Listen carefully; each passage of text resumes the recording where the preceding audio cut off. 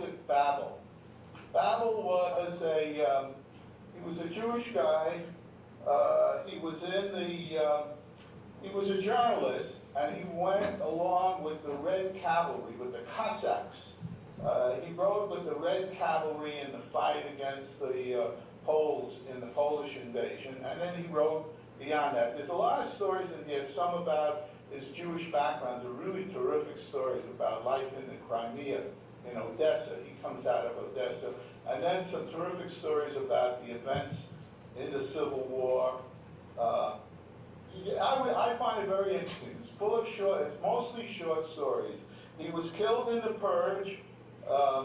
Whether he was an enemy, well, nobody was an enemy. Yes, for Stalin, everybody was an enemy. You'll find out about that. But he was killed in the Purge, and I think the story about him is he got crossways with the head at that time of the equivalent of the NKVD. They were both after the same girlfriend, and something like that happened. This is an author. What was the name of it? This is Isaac Babel. Yeah, I heard it. Okay. The name of the book is The Complete Works of Isaac Babel. It's edited by his daughter, Natalia Babel. And what the heck did I pay for it? I don't know. Today is probably a lot more money than I paid. I can't find the price.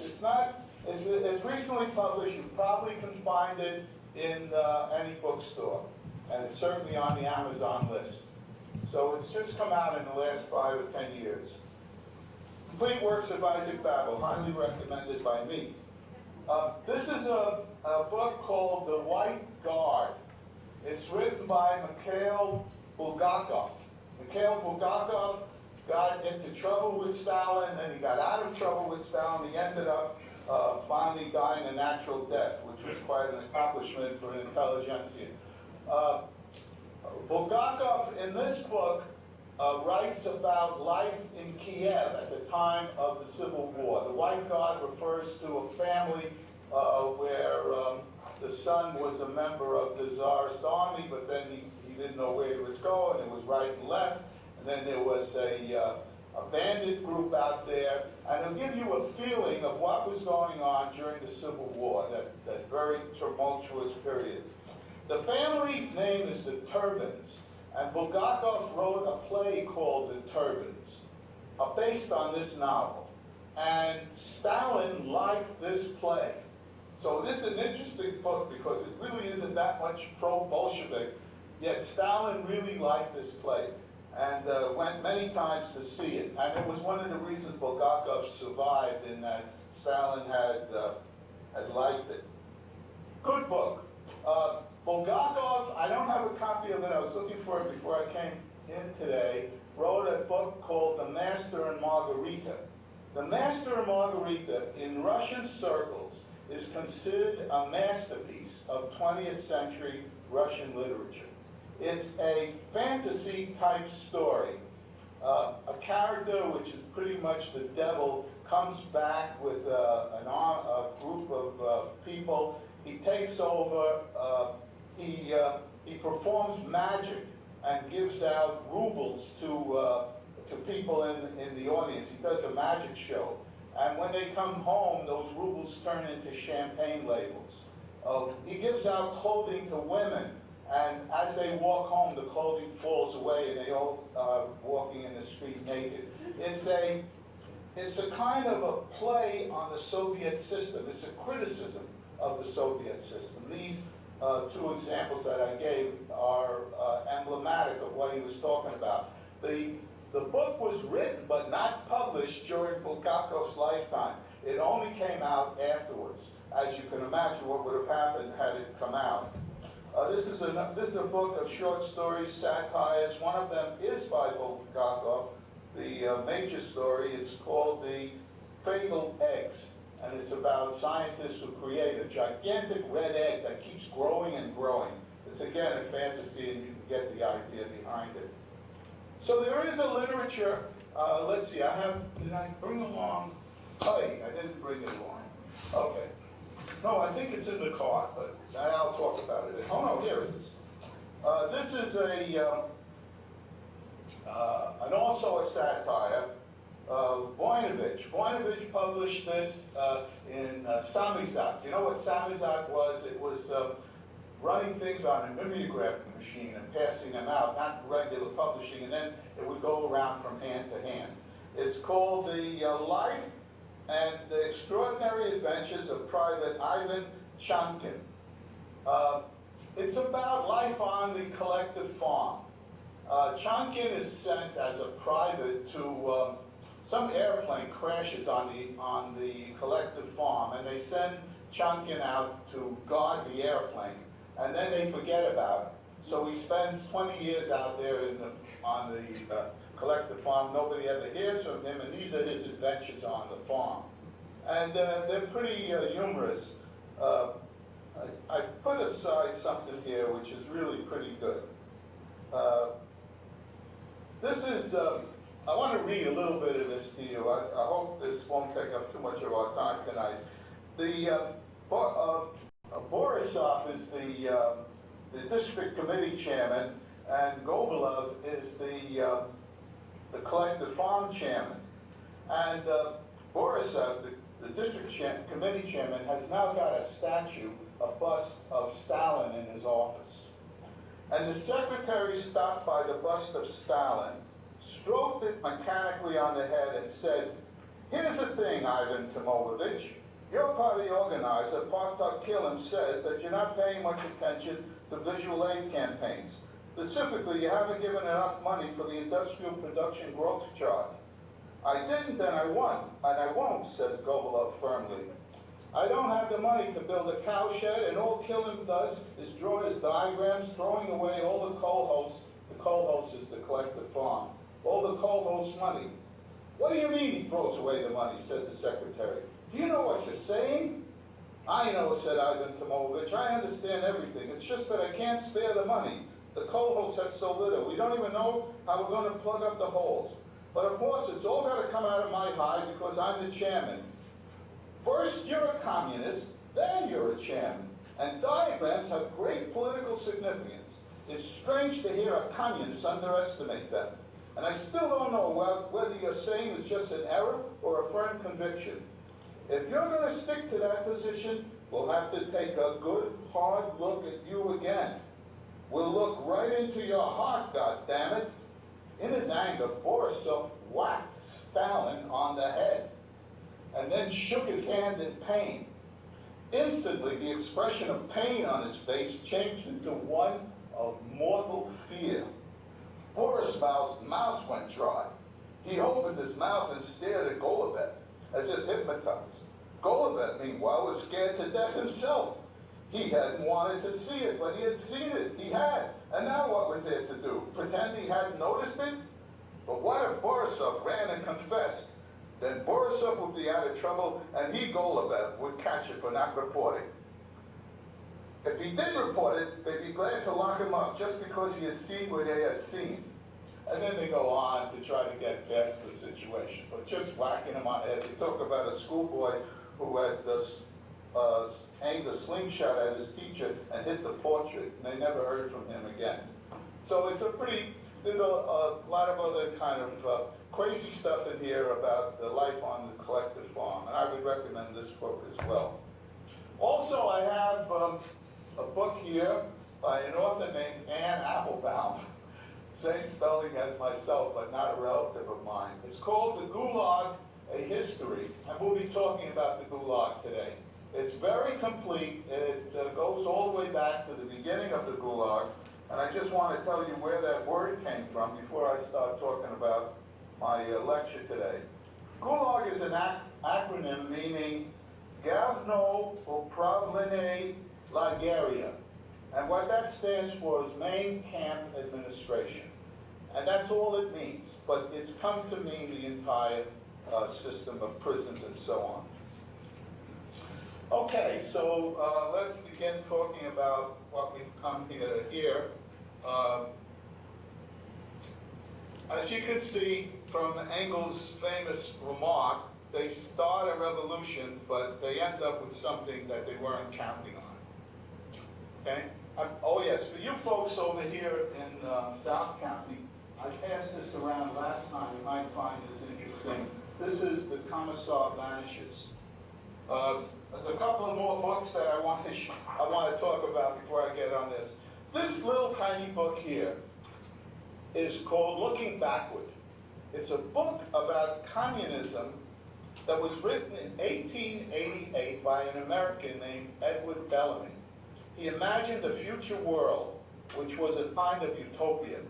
It's very interesting to read because he has a Rip Van Winkle character who wakes up in the year 2000 and comes into this utopian world. It had a lot of influence over early socialists, Lenin included, and it's interesting to see what a utopia looked like all that time ago and what it turned into in the Soviet system. And this book here is, I don't even know if this is, I think this may be out of print. It's called Anatomy of Revolution by Crane Britton. It's an examination of 4 revolutions: the Cromwell Revolution, the American Revolution, French Revolution, and the Russian Revolution, and shows the commonalities in the paths of those events. It's a small book, but it's really very interesting. Okay, so now to get on to this, and of course, the quote by Bukharin. Bukharin himself was a, the other way. Okay. That they would simply start their revolution and everything would be done and it would be perfectly clear. Well, it wasn't very perfectly clear. As you remember, the last time we spoke, I left you with this note: the difference between Stalin and Trotsky, at least as Stalin saw the case. Stalin believing or advocating the building of socialism in one country. And there was something I didn't mention about the struggle between Trotsky, Zinoviev, and Kamenev against Stalin. I don't know how many of you may have noticed it, but Stalin was the only non-Jew in that fight. The 3 guys he was fighting were all Jewish, and I think that played something of a role in their inability to overcome him. In that Russian anti-Semitism is legendary. Okay, so here we go. This is the struggle. He's finally beat them, the 3 of them, and now they've got to try and see what he's going to do with the power that he's gained. And now we pass into the years 1926 to 1931, 1932. And this is known as the period of forced collectivization. The problem in the socialist system at that time, you recall what I said about Marx. Marx ascribed to capitalism as the period of capital accumulation, which would allow communism to come into force. But in the case of the Soviet Union, there wasn't much of a capitalist period. They went more or less from feudalism into the socialist period. So where was the money going to come from? Where was the wealth accumulation, according to Marx's theory, supposed to come from? And it wasn't going to come from the capitalist investors. That's really where China is getting their capital accumulation right now. They've opened up the door to capitalist investors from the capitalist sphere. But these guys were not ready to do that. Okay, this is a headline from the New York Times, 1926.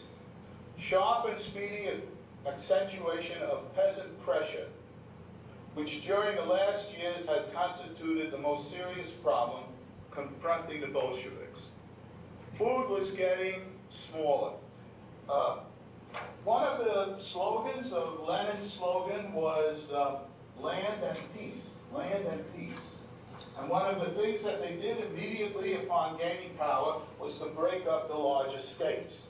And so the peasants, after years and years of struggling on the large estates of the nobility, now had their own farms. That was 1917. They got their own farms. Now we're coming around 10 years later.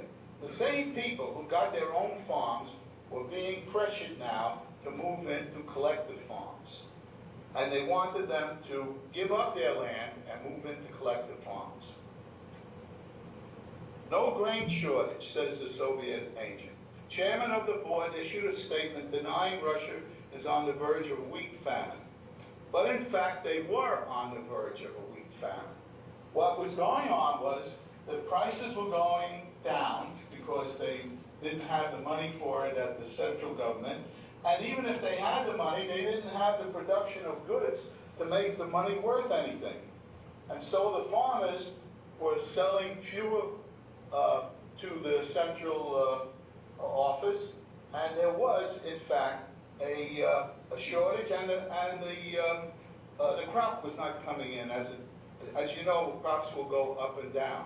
So 1928 was a very tough year for the Soviet government. Okay, now in 28, by this time, Trotsky and Kamenev and Zinoviev were criticizing. They were outside the government. They had lost the struggle for power, and they were criticizing the NEP. At this point, Stalin was defending the NEP. And to eliminate at least Trotsky, Trotsky was exiled from the Soviet Union, sent to Turkey. Internal changes, Trotsky exiled, and a recurrence of pressure on the peasants. Okay, they're trying to get the peasants to plant more, they're trying to get the peasants to sell more wheat to them, but it's not happening. They're holding back. Okay. Finally, this is Walter Duranty. Walter Duranty was New York Times correspondent in the Soviet Union in this period of time. Eventually, he won the Nobel Prize, not the Nobel Prize, excuse me. He won the Pulitzer Prize for reporting during that period. But in the last, I think about 15 years ago, that Pulitzer Prize was, what's the word I want, was removed. They took it back. Although Duranty was dead and couldn't give it back, they did take it back from him, because they felt that his reporting was not critical enough of the Soviet system. But this is the headline. Bread cards have now been issued in Moscow. The famine and the shortage of wheat is getting worse. What is Stalin supposed to do at this point? Stalin has been trying to get them to give up their individual plots and move into collective farms, as he believes the communist theory was that was the more efficient form of agriculture. Okay, 1929, I took this off the internet as a picture of what the headline looked like. The Soviet peasants, there's a boycott. After 4 weeks of silence, Pravda admits heavy losses. Again by Walter Duranty. At last we are beginning to get some facts about the grain situation. 1929. But the race, and this is at the bottom of his article, and this is the most critical thing, but the race between the Bolsheviks and the peasants is still being run, and the Bolsheviks have not won it yet. Okay, it's almost to the point where if he doesn't do something, it'll become like 1921, when there were riots and when Lenin instituted the NEP and ended war communism. And so Stalin makes a move at this point. No more being Mr. Nice Guy. And when he says no more being nice guy, he really means it. They're not going to be asked to join the collective farms. They're going to be forced to join the collective farms. They're no longer going to be offered a price for their grain. They're going to have to give up their grain. He's going to send in the army. They're going to go into the barns and pull out the grain. They're going to pull the grain out of these farmers, and it's going to be very bloody. The Soviet Farm Plan is a scheme to replace 25 million tiny farms, and they already have set up about 57,000 state farms. What's going on is not agrarian reform, but agrarian revolution.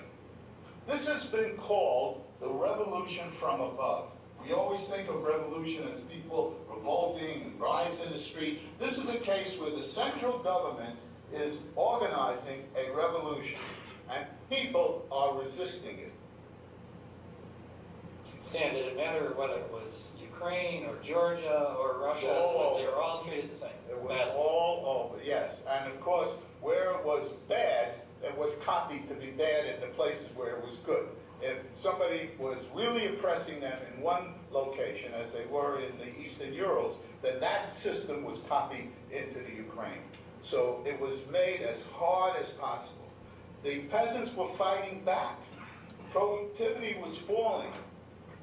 And as you see at the point of a rifle.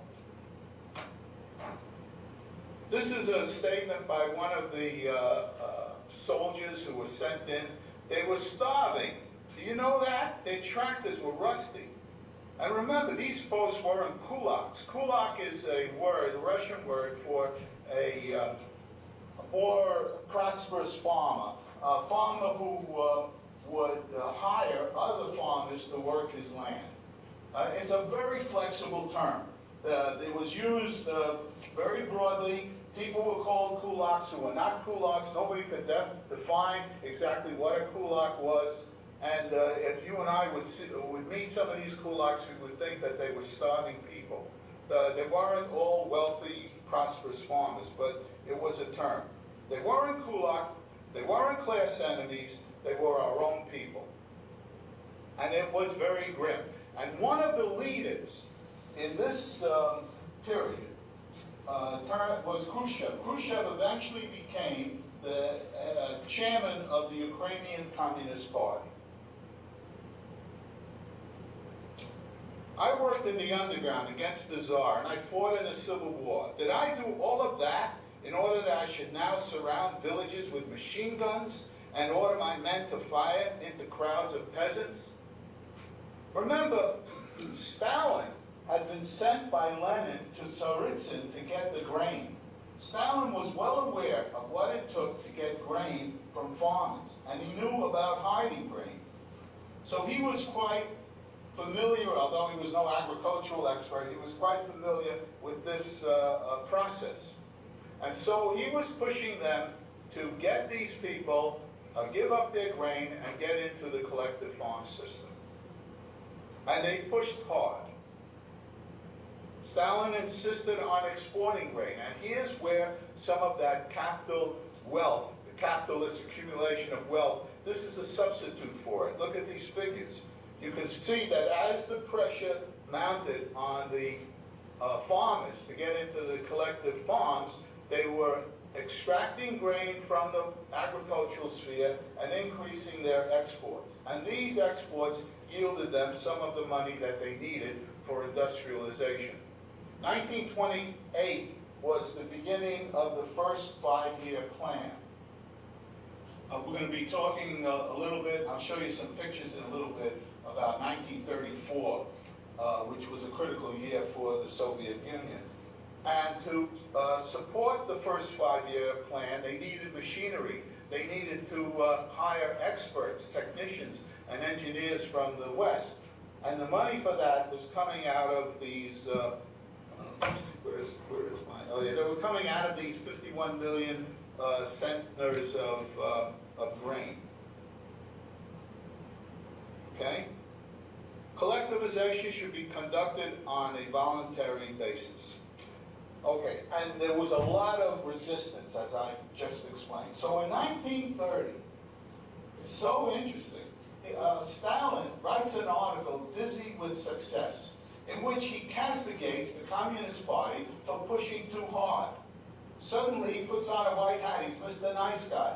And he says, you've been pushing them too hard. Don't, people are going overboard on this. Don't do that. We have to go in a more voluntary method. It didn't mean anything, but it looked like it meant anything. It was strictly, I don't know, what would you call it? Betrayal, PR, strictly PR. Okay, and because of that, the number of people started to leave the collective farms. And so the number of people in the collective farms started to drop. Well, Stalin was aware that something like that was going to happen. So in 32, he starts pressing again. And by 36, you can see almost everybody is on a collective farm. We've overthrown capitalism. We constructed a large-scale socialist industry. We turned the middle peasant onto the path of socialism. But at what cost? What did this cost? And indeed, they had done that. And indeed, you have to ask yourself, here's a country which was devastated in the way I described the last time, and yet by the 1940s was able to stand up to the German onslaught. How did that come about? And this is part of that story. Okay, in Kazakhstan, you asked me about how this, who was pressed. Besides, this is not the Ukraine. 73% of the cattle, 88% of the horses. In 26, there are 4 million. In 39, there's only 3 million. People are dying of starvation. People are being killed by the pressure. People are being sent to prison. Now, this is an amazing photograph. Look at this picture. Do you see what's lying there under the fence? Those are dead bodies. Those are people who starved and died in the street. When you say dead in the street, here it is. And the folks are walking by because they've seen it every day. Collecting bodies every day from the street was common in that period. Churchill asked Stalin about this when they were in conference in 1944. And this is what Stalin said. 10 millions, he said, holding up his hands. It was fearful. There you see a mother and a starving child. And you have to imagine, when I told you about the Soviet Union and everything comes out to be 10 million, this number comes back again and again in relation to this country. So I told you about 10 million in the Civil War, and here's another 10 million, and there'll be another one coming up. Every time something happens over there, it's on an oversized scale.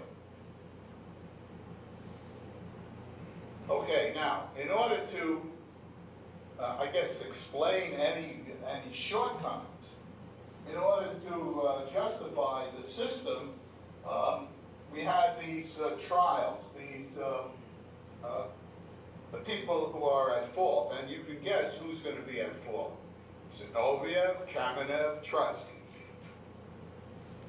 Explaining failure. First of all, to the bourgeois specialist. Imagine an engineer who takes a job, goes over there and works for them. That was the first trial, the Schottky trial. And they were called records.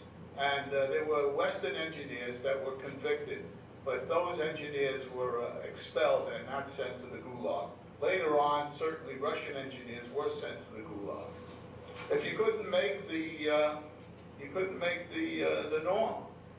They were called the Industrial Party, the Toiling Peasants Party, the Union Bureau. They would make up these names and then carry out trials against these people, and all in terms of explaining failure.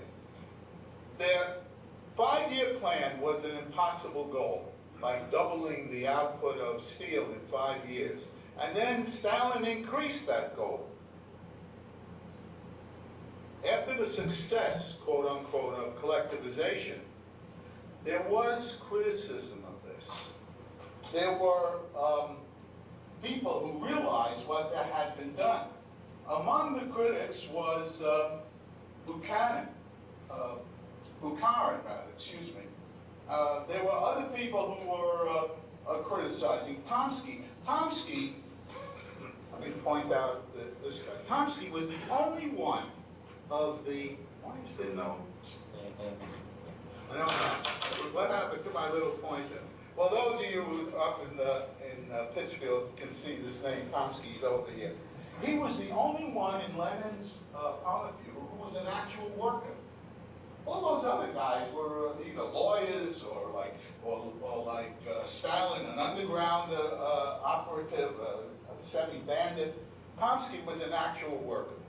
And Tomsky was felt that this was wrong, and Bukharin thought this was wrong. This was not the way to get the peasants into the collective farms. Ryutin had sent out a pamphlet actually demanding that Stalin be removed. He was going back to Lenin's testament. And he was only sentenced, he was lucky, only 10 years in the Gulag. He didn't survive the Gulag, he was shot later on. Tomsky committed suicide when he was later on going to be arrested. During this period, Litvinov, Maxim Litvinov, who was foreign secretary, and he was then ambassador to America during the Second World War. He used to sleep with a gun under his pillow because he was concerned that they would come and arrest him. He would kill himself before they took him. Why did they confess? That's a good question. Okay? Because each one of them confessed. I'll come to the one who didn't confess. One of them said, I felt I ought not to betray the party and the state. I don't know how many of you remember a book by Arthur Koestler called Darkness at Noon. It's about a communist, it's a novel about a communist commissar named Babel. He's arrested and then he confesses. At the time of Clinton's impeachment, Clinton made a remark, I feel like this is darkness at noon. I feel like Babel is darkness at noon, because they were asking him to confess or what have you, and he didn't want to do it. And then one of those Republican prosecutors said, I don't know what he's talking about. Well, what Clinton was talking about is this book, Darkness at Noon, which was about this period, where they had forced people to confess. And these were the reasons why. For one, you have to confess because you're a communist and because the party requires it. We don't think that you're guilty, but the party needs your confession. Some of them confess it's your duty to the party to do so. But some of them were threatened that their wife would be killed or their children would be killed. Or the simple torture. You know, Guantanamo. I want nothing but death. I don't want to live in shame. And so they had numerous confessions. Kamenev and Zinoviev were accused, and I'll talk about that when it comes to the murder of Kirov. If I repudiated my earlier dispositions, my betrayal of the party would be revealed. So finally, there's one story that in all of this, one of a good book on this whole subject is this one. This is called The Great Terror. The Great Terror, it was a book by Robert Conquest. It goes over most of the storytelling about the confessions, how they were achieved, and the various trials that were held. And he tells about one prisoner passing a younger man and says, my request to you is that after I'm dead, please tell the truth about what's going on. Okay, so now let's get to this story. This is the story of Kirov. When Stalin was successful in defeating his two rivals, one of them was Zinoviev, who at that time was the chairman of the Leningrad Party. The replacement for Zinoviev was Kirov. And Kirov was sent up to be the party chairman in Leningrad. And in 1934, in December 1st, 1934, at the Smolny Institute, which was the headquarters for the Communist Party in Leningrad, it had been the Bolsheviks party during the Tsarist years. He was walking down the hall when an assassin came out from a side corridor and shot him in the back and killed him. Kirov was killed. Now, that year, earlier in that year, at the 17th Party Congress, there was a vote for who would be the candidates for the Central Committee. And Stalin did not receive the majority of the votes. As a matter of fact, he received the fewest votes. Kirov received more votes than Stalin. And some people approached Kirov to take over from Stalin. Of course, Stalin is running a secret police, and there's no doubt that he knew about this. And once he knew about this, it was the beginning of this. Once that 17th Party Congress occurred, the Great Terror began, because Stalin assumed that he could no longer count on the communists to back him. And it was at that point as well that the testament that I handed out, Lenin's testament, became a lethal document. After the Congress was over, Stalin wanted Kirov to come down and be closer to him in Moscow, and Kirov did not want to come down. He probably sensed that there would be trouble if he did. Okay? On December 2nd is when, well, I had December 1st, but on December 2nd, he's killed. There he is. There's Stalin. I like that outfit Stalin's got on there. Those boots. Stalin and Kirov are walking down the street. I find this is a very interesting photograph. This is 1930. They're walking down the street just like two regular guys, but he's the head of the whole country. Either this is a made-up picture or there's something weird about it, but there they are. Stalin looks rather heavy set in that. Yeah, he's got this big coat. Maybe it's a bulletproof coat. It's got a lot of padding. Also, he's overdressed according to the woman and the man standing over there. It doesn't look like a real picture, but there it is. And here again is Kirov. The guy on your left is Mikoyan. But there is Kirov. Kirov joined the party in 1908.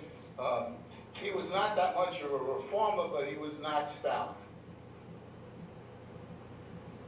Okay. Nikolaev is the assassin. As it turns out, and most of what I'm reporting here is recorded by Roy Medvedev in his book, Let History Judge. Roy Medvedev is a Russian. He's a communist.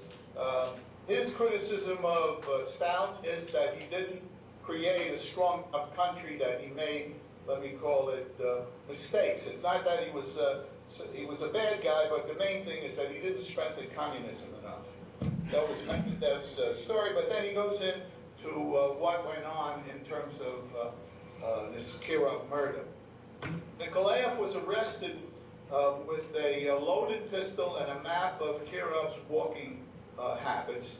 This is before the murder. This is a couple of months before the murder. This guy is walking around with a pistol and he gets arrested. He's released and they give him back the pistol. So what's going on? Right? In the autumn, he's again detained. Again, he's released. They are setting him up as the instrument. And now you come to Borisov. Borisov is the bodyguard. He tells Kirov that there's somebody after him, and once more, Nikolaev is released.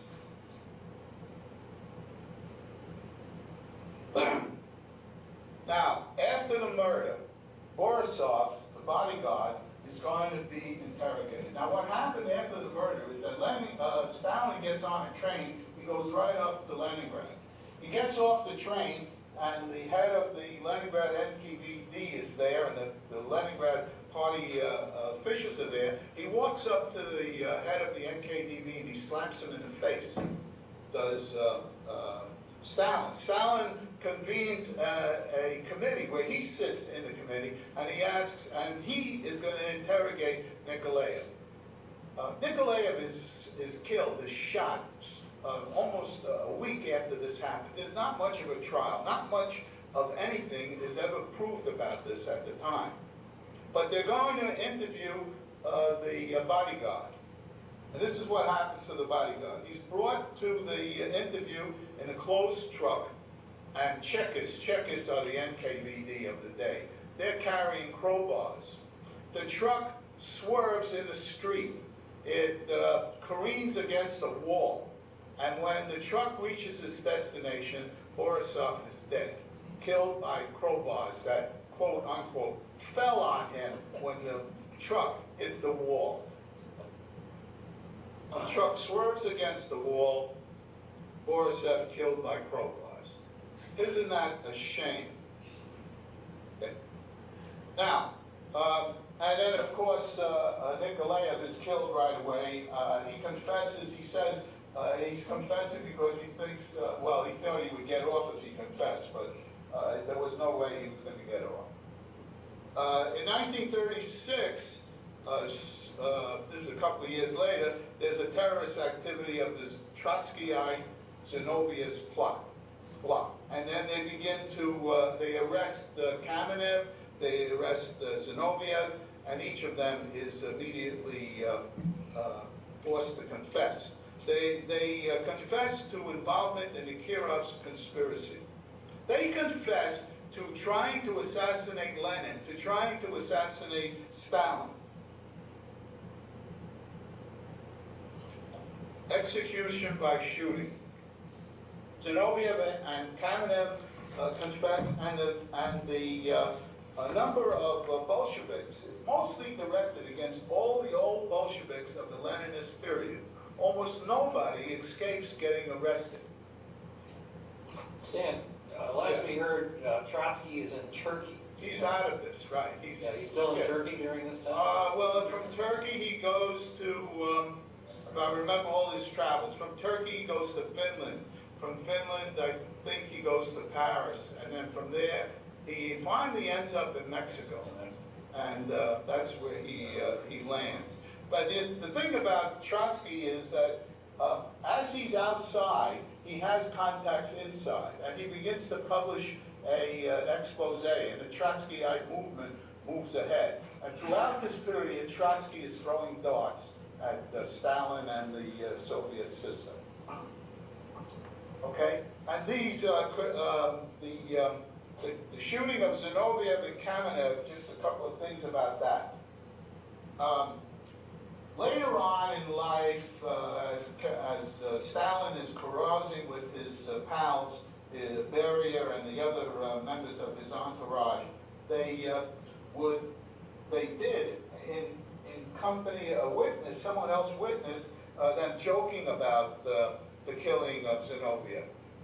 Kamenev went to his death with his back up and with some amount of dignity, but Zinoviev broke down. And in joking about it, they would imitate Zinoviev's crying and his breakdown on his way to his execution, which Stalin enjoyed.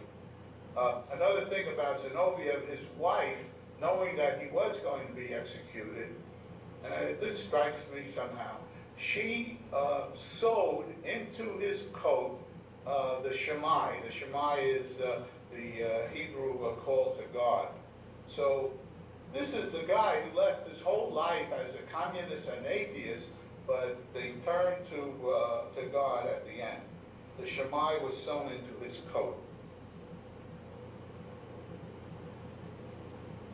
Then now, talking about Stalin's family, while this terror is going on.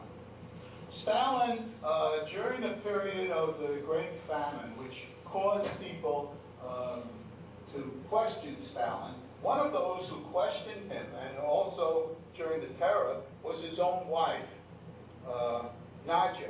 Nadia found that his behavior and his policies were unacceptable to her. And she must have been arguing about this.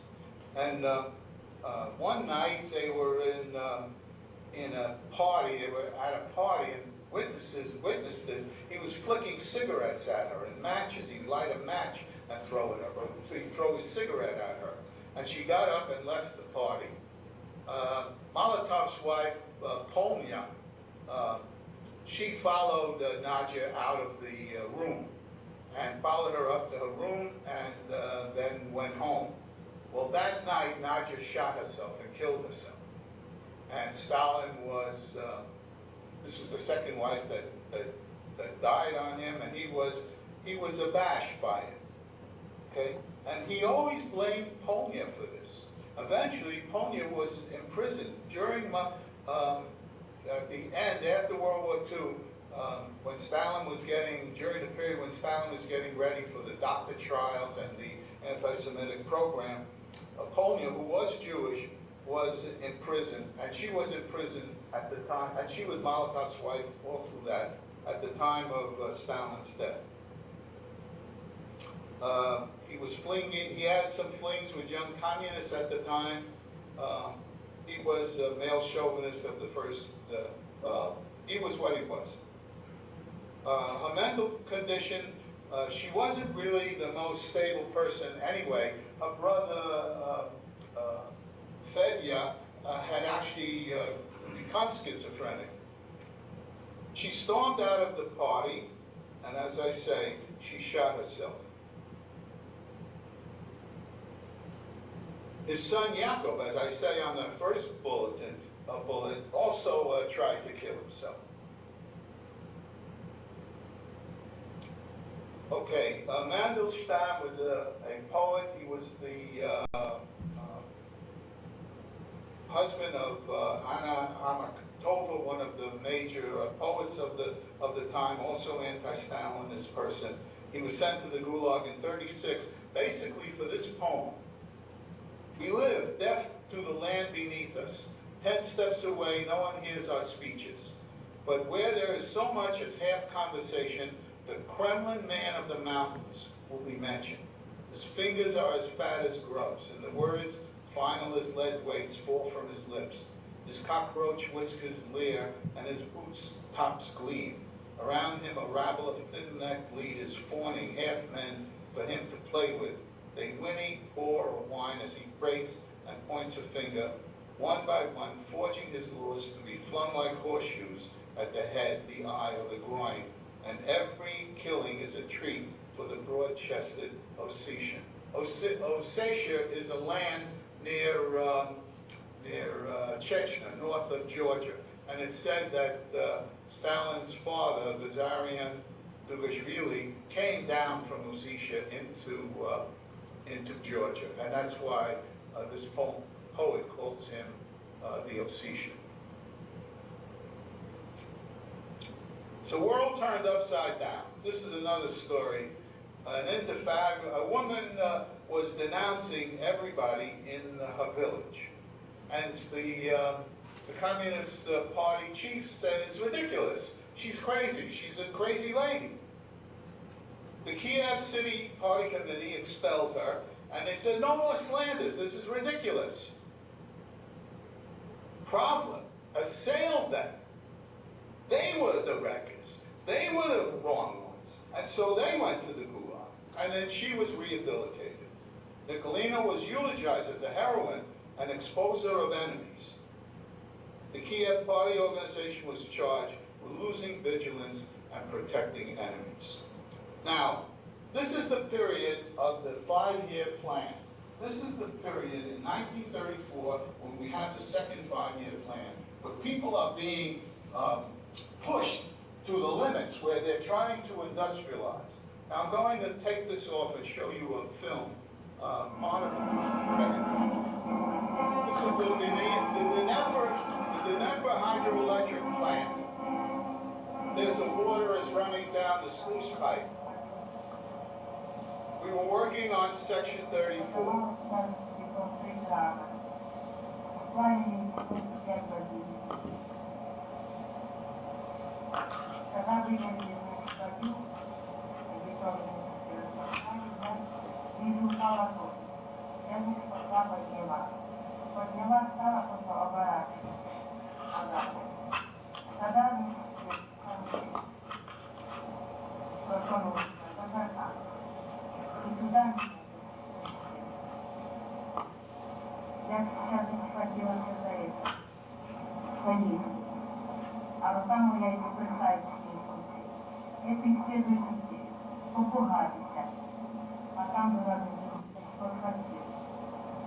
Я участвую в мокрой сегодня была. Мокрой. Ведь сегодня лицо было, там гудрон у меня, руки вытащили наверх. Уводил наверх. Я пошла. Ну, спустилась там вот здесь, там была такая маленькая. Я обратно в бетоне. Там сделали поворотное место, толстое забили. И я стала цветами давать. И опять на свое место и до следует разбирать. И наградили меня за то, орденом Ленина, за выполнение плана. She overfulfilled the plan. Now that was the concept was overfulfilling the plan. They called it the Stackenite movement because there was a coal miner with that name who he did something about like 150 tons of coal in one day, some ridiculous number that even Superman couldn't do. And it was called the Stackenite movement, and that was part of the propaganda of the time to overfulfill, to push as hard as you can. I know some of us, I know myself in my own career as in management, I sometimes set the goal high, but not crazy. Okay, now this is another picture, another propaganda picture from the same period of Sam. Is it my fault? No, I don't think so. Sure.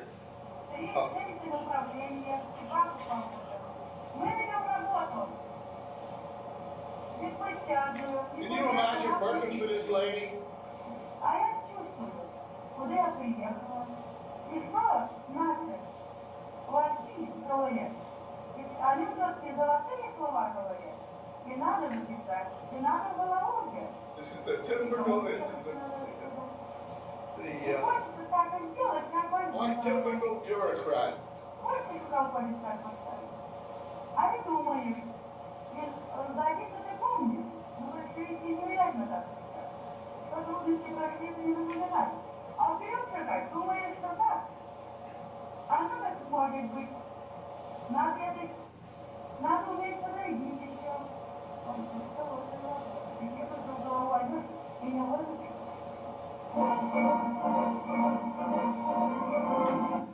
That's right, right. Okay, so those were two examples there from 1934 film. This is at the time of the ending of the first five-year plan. During the year that Kirov was murdered, and the following year, the same kind of pressure, the same kind of over-fulfilling the plan and pushing the industrialization and the collectivization was underway, with all of the problems that entailed. Okay, we consider it absolutely necessary and urgent to appoint Karen Yezhov. Now, Yezhov is going to replace Yagoda. Yagoda was the head of the NKVD. This is Stalin's words. He's now getting rid of Yagoda, the guy who has started the terror and has been arresting everybody. He's replacing him with Yezhov. This is Yagoda. He's later sent to the Gulag and killed along with Kamenev and Zinoviev.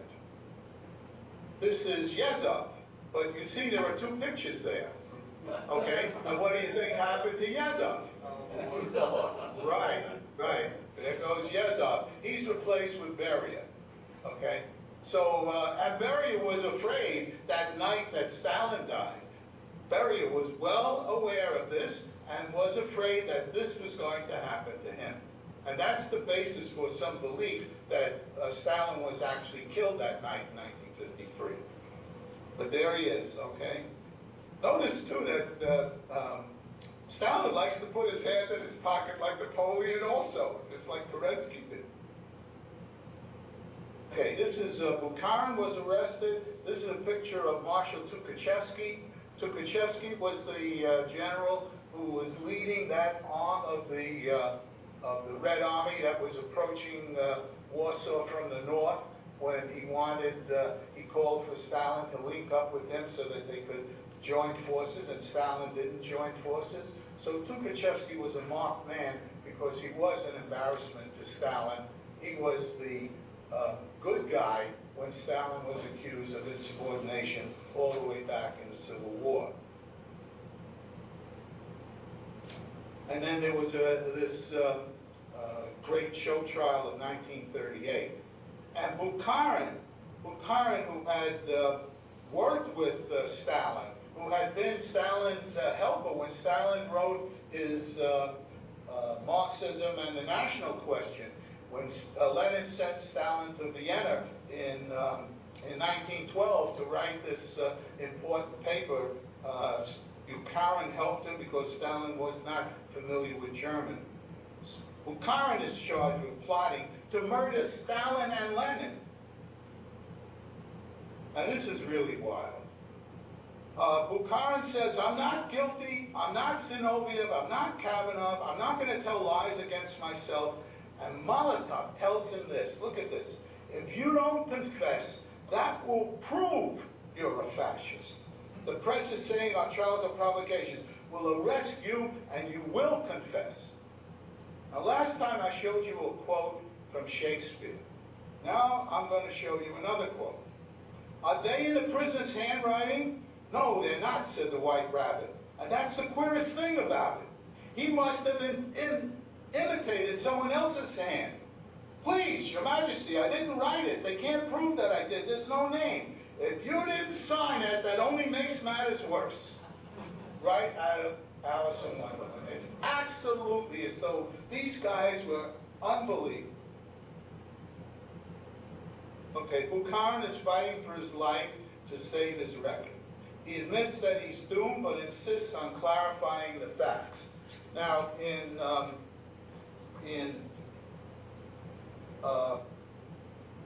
Medvedev's book, The History Judge, he reprints the testament of Bukharin. Now, Bukharin knew he was going to be killed. Instead of writing his testament, he didn't write his testament. He made his wife, Laura, memorize it. How many of you have seen a movie called Fahrenheit 451 about the future where people memorize books because books are going to be burned? It comes right at this real life experience. Bukharin asked his wife to memorize his testament, which she did, and she survived, and so we have it. And this, I'm going to read just a couple of things from this memory. She returned from confinement. She put it in writing in March 1961. Bukharin says, I am leaving life. I am lowering my head, not before the proletarian acts, which must be merciless but also virginal. I feel my hopelessness before a hellish machine, which probably, by the use of medieval methods, has acquired gigantic power, fabricates organized slander, acts boldly and confidently, catering to Stalin's morbid suspiciousness.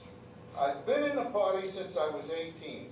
The purpose of my life has always been to fight for the interests of the working class, for the victory of socialism. Know, comrades, that on the banner which you will be carrying in the victorious march to communism is also my drop of blood. Of course, I was skipping through, just giving you highlights of what he said. So he is one of the few people at the trials who did not confess. He insisted on his innocence the whole time. There he is, and there's his wife. It's really quite sad. Very sick. The terror continued. This is a case of Kretinsky. Kretinsky also tried to retract his confession, but the next day they had beaten him up. He came into the back to the trial in a wreck, and then he reverted to the original. And now we come to. You remember my telling you about the letters, the papers that were in Stalin's desk at the end, and I said that there were 3, and I said the second one was a letter from Bukharin. And here we are now at Bukharin's letter. And this is all he wrote. Koba, why is my death necessary for you? Stalin held that his whole life.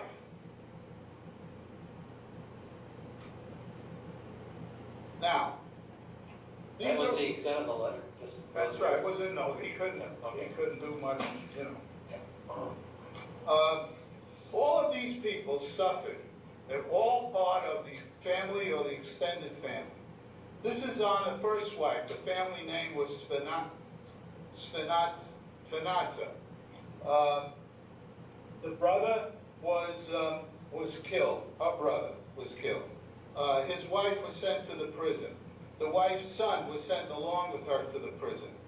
Her sister went mad, if I remember. She was married to, no, that was a different brother-in-law. She went crazy. This is Yaakov's wife, his daughter-in-law. His daughter-in-law survived. He never wanted to recognize her. She eventually married a Jewish guy, and he had a problem with that. There was a grandson from Ilgulia.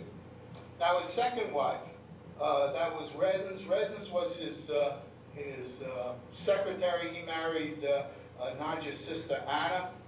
Redden's killed himself. Anna was also arrested. Then who we got? And that's Nadja's brother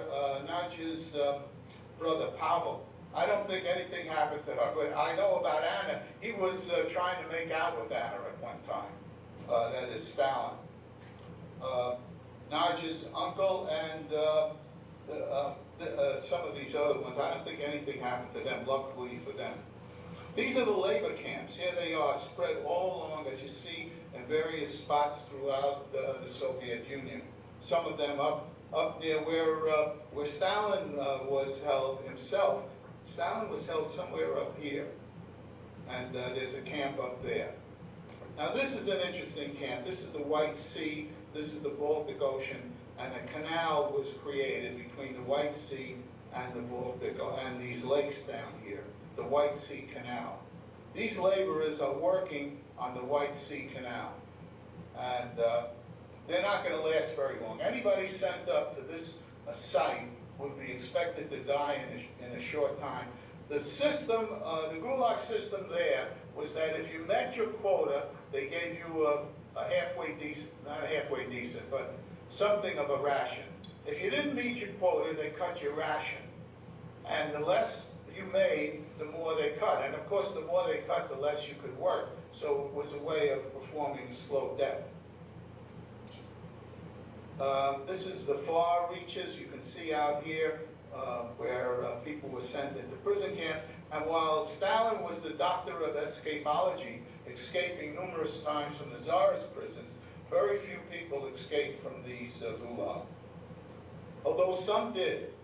I don't think I want to talk about the gruesomeness of some of this, so I'm going to skip that part. Okay, there's Solzhenitsyn. A couple of pictures of him when he was in the army, when he was in the camp, and right after the camp. And Solzhenitsyn's book, Gulag Archipelago, was the great door for us in the West that opened up this story. And once Solzhenitsyn told his story, none of us could deny it. Because for many years, all of what I told you now was denied and denied and denied, and the truth suppressed and suppressed. One of the things that struck me in Gulag Archipelago, there's only one story. They're in the camp, they're in the train going to the camp, and each person is asked what they're in for. And they come to one of the prisoners and they say, well, why are you here? He says, I'm here for no reason at all, for nothing at all. And they say, well, what was your sentence? He says, my sentence was 10 years. They say, you lie. For no reason at all, they give 5 years. So when was Solzhenitsyn's book? What year was that? The year of Solzhenitsyn, I have to remember now, but it was in the mid-60s, as I remember. It was after Khrushchev's speech. Okay, now here's the grim arithmetic. How many died, how many went, and we're back to our 10 million again, as far as died. As you can see these numbers. It's like they can't do anything but overdo. They can't do anything but make it miserable. Okay. So, let me just say that. We've been going through... Drew, can you bring up the lights?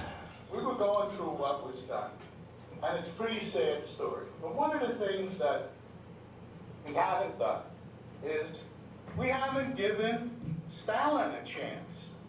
Maybe he has a side of the story. Maybe if he was here, he could tell us his side of this.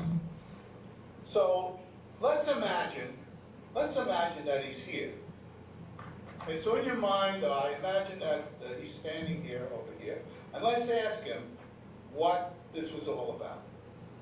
So, Osher Vissarionovich, why did you do this to the peasants? Why did you cause that famine?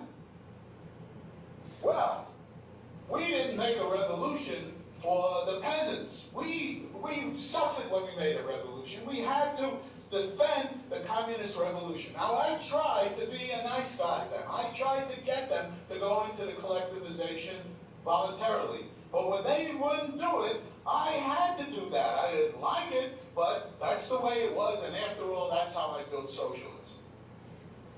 Okay, Osher Vissarionovich, why did you kill all your old Bolshevik comrades? Why did you do that and send them all to the Gulag? Wow. You know, those people never trusted me. You know what they said about me, why Razanov said that I was not able to do theoretical work. Those guys never respected me, they never trusted me, and they used that so-called testament that doddering fool Lenin had written in his last minutes to try to use against me, and I wasn't going to let that happen. After all, if it's not for me, there would be no revolution. I am the revolution, and if they want to replace me, I showed them who could make a revolution. Thank you very much, Osher Vissarionovich. Go back where you came from. But you could see that he has where his motivations came from. Okay, everybody, that's next week. Next week, I'll be back up in Pittsfield, and I'd like to talk to you, well, if I have time, but otherwise we'll put it off to the following week. Next week, we're going to talk about the run-up to the Second World War and the war itself. The run-up to the war was very interesting, the machinations of the great powers, and the war itself. It's very different than the picture we have of the Second World War. The Russian front and the Russian fight with the Nazi war machine was very different than the war that we fought on our side. And there's some things about that that I'm sure some of you have never heard about that you'll hear next week. I'm open for questions. So the question was, and the time of this is really 1929. They're now in a depression. right, How much of that is okay. getting brain? Okay. The question was how much of the, what were the various, there are a list of causes, possible causes of the famine in 1929, 1930. And the causes would be the lack of production, the exportation of grain, and the worldwide depression. I'll start from the last one first, the worldwide depression. They were pretty much out of the worldwide economic system. So the worldwide depression did not impact the Soviet Union. It was a matter of pride for them to often point to the fact that we continue while the capitalist world is suffering a depression. And throughout the 30s, they often pointed to themselves as being ahead of the capitalist system because of that. As far as the exportation of grain, it would not have caused trouble in normal times, but because they were holding back grain, and many of them were not planting in resistance to the Central, there was a lowering of production. But grabbing the grain, feeding the cities, and then exporting the grain let the farm areas like the Ukraine and the Kazakhstan and other East Euro areas starve. And so it's often called man-made famine, and that's what it was. And you have a question up in Yes, Stanley, the trials, Yes. the trials were reported in the New York Times. You actually had a quote there. Yes. And it was pretty obvious, certainly in retrospect, what was going on. How come American communists did not accept the fact that this was a problem? I spoke to an American communist about this years afterwards, and this person said to me, "We didn't look at that," and I'll give you the quote that she gave. This was between the Russians, and we didn't feel that we knew enough, we didn't understand enough. Also, there was a justification presented for this. They often said, certainly in the Second World War, that because of these trials, the communists, did not have a fifth column in the Russian forces, where other countries had quislings and fifth column elements.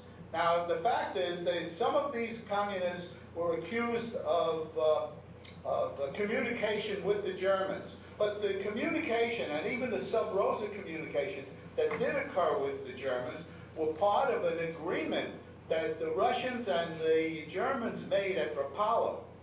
If you remember last week, I said both of these countries were pariahs in the international scene. The Bolsheviks because of overthrowing the legitimate government, and the Germans because of their defeat. And they were excluded from a Geneva meeting on disarmament. While that Geneva meeting was going on, they met in Rapallo and concluded a treaty, a trade treaty between Germany and Russia, and the secret part of that treaty was a military agreement. So there were justifications, and it's always surprising to me what went on in the head of communists who could not see that in the end Stalin killed every member except himself and those who died naturally of Lenin's Politburo. Any member of Lenin's Politburo that survived and didn't die naturally, he killed. So Stanley, Yeah, question up here. yeah. You said that there was a big break there between Trotsky and Lenin. Lenin wanted to push for capitalization, and they wanted to spread world domination, spread the communists throughout the Right. world. And then Stalin pulled it back. When did he take change to wanting to take over the world, or world domination? Okay. Actually, in respect to taking over the world, what they believed, Lenin believed this also, and I think Stalin believed it as well. Stalin really didn't have much choice when it came to that. They believed that having a Soviet, a communist country surrounded by capitalist countries would not succeed, that they could not succeed unless the rest of the world, or certainly Western Europe, the proletariat of Germany, England, and France, Italy, unless that proletariat revolted, they would not succeed. And so they looked upon the original Bolshevik Revolution as the spark of revolutions in the rest of Western Europe. But that spark didn't ignite anything, or it ignited a short revolution in Germany and a couple of short but snuffed out revolutions, one in Romania and one in Hungary. When those were snuffed out, they were left surrounded by capitalist hostile countries. And they had no choice, either give up or fight on. And so, while Trotsky would have more, people they often ask me, what would Trotsky won instead of Lenin? I doubt it would have been much different. You saw the photographs of Trotsky, you have some idea of what kind of a guy he was. He was just as determined and just as cruel as Stalin. So a lot of that was propaganda, or a lot of it was to cover up justification for something he couldn't control. He had to develop communism in one country because he couldn't get the revolution he would have wanted in the rest of the countries. And I'm not convinced that they could have any practical plan for world domination. But what they were trying to do was keep their communism alive. That would be my assessment. Hey, Dan? Yeah, yeah. There was Yes. there was an awful lot of very favorable reporting about what was happening in Russia. Yes. primarily by this New York Times correspondent. And Right. there were a great many intellectuals in this country who were invited and went to Russia Yes. and were very well hosted over there and Yes. came back singing the praises of what they saw Yeah. there. Most famously on this art was a visit by George Bernard Shaw. Bernard Shaw, who was a Fabian socialist, went there. And there was another English, I think Rebecca West. But anyway, George Bernard Shaw, he was totally charmed by Stalin. He came back singing Stalin's praises because Stalin had a dark side, but he had a very affable and capability of being, as you said, charming. And he charmed him, and there were others who were also charmed. But The some, head of the Communist, yeah, the head of the American Communist Party Lovejoy. went to the Soviet Union, came back, reporting how horrible it was, and he left the Communist Party. Yeah. And He was, Sandra's reporting about Joseph Lovejoy, He went. who was the head of the American Communist Party. He was so appalled by what he saw, but I believe in this case of Lovejoy, it was during Lenin's time that occurred. That was after. I wasn't during, yeah, it was after, but during Lenin's years, yeah. Any other questions? Stanley, who assassinated Trotsky in Mexico? One of his lieutenants, and I've forgotten the guy's name, I'll have it for you next time. It was not from Stalin. Yeah, oh yeah. One of Definitely Stalin's. from, oh yeah, he came from Stalin, of course. Absolutely, that's right. Stalin had a long arm, right. There were others who were killed by it outside of the Soviet Union. I want to go into all the people that, you know, we had enough with the 10 million inside the Soviet Union. But some of the communist alliances would justify what was happening in the Soviet Union by saying the end justifies. Oh, the end just, right. Right. If we wanted to have socialism. Right. If they do anything cruel. Right. And horrible, doesn't really matter. I don't know if you can hear what Sandra just said. There was often this thing that the end justifies the means. And as Trotsky put it at one time, he says, if you want the ends, you have to accept the means. And some of the justification I just gave for Josef Vissarionovich was along those lines. I had to save communism. This was the only way I could do it. Anything else? Okay, I'll see you up there.